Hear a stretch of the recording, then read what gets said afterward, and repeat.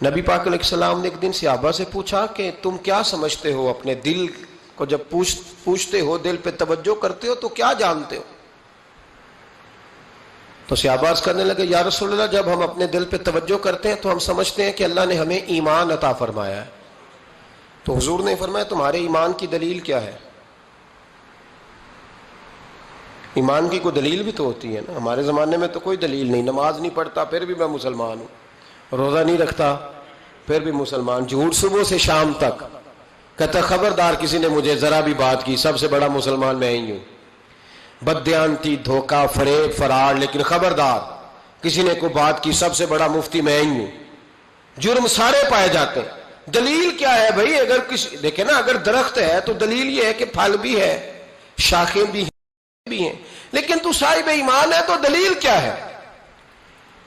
تو نبی پاک صلی اللہ علیہ وسلم نے صحابہ سے پوچھا کہ تم ایماندار ہو تو دلیل دو۔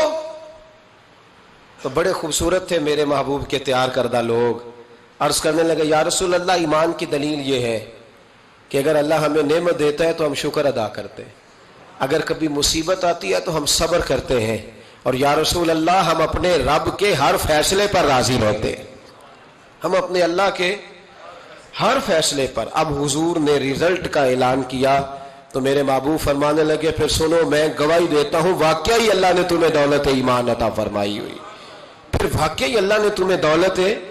اگر تم اپنے رب پر راضی ہو، اگر تم راضی ہو اس کام پر جس پہ اللہ نے تمہیں رکھا ہوا ہے، اگر تمہیں کسی کو دیکھ کر تکلیف نہیں ہوتی، اگر تم نہ حسد میں جلتے ہو، نہ بغض میں، نہ کینے میں، نہ تکبر میں، نہ احساس کمتری کا شکار ہوتے، اگر تم راضی رہتے ہو کہ میرے مالک نے بہترین زندگی مجھے دی، پھر اس کا مطلب یہ ہے کہ تم ہم صاحب ایمان ہو۔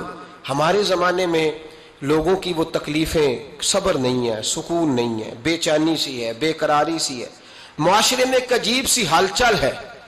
ہر آدمی سمجھتا ہے کہ وہ سامنے والا جو شخص ہے نا وہ بڑا سکھی ہے اور میں بڑی تکلیف میں ہوں۔ میں رات اپنے پیر بھائیوں کو سمجھا رہا تھا، میں کہہ رہا تھا یاد رکھنا جس آدمی کا عہدہ بڑا ہوتا ہے نا اس کا زخم بھی بڑا گہرا ہوتا ہے، اس کا زخم بھی بڑا۔ ہاں، وہ کسی شاعر نے، شعر اردو کا ہے اور تھوڑا وقی تھا شاعر بھی، تو بات بھی اس کی تھوڑی وقی ہے، چلیں آپ سیانے لوگ ہیں آپ کی سمجھ میں آ ہی جائے گی۔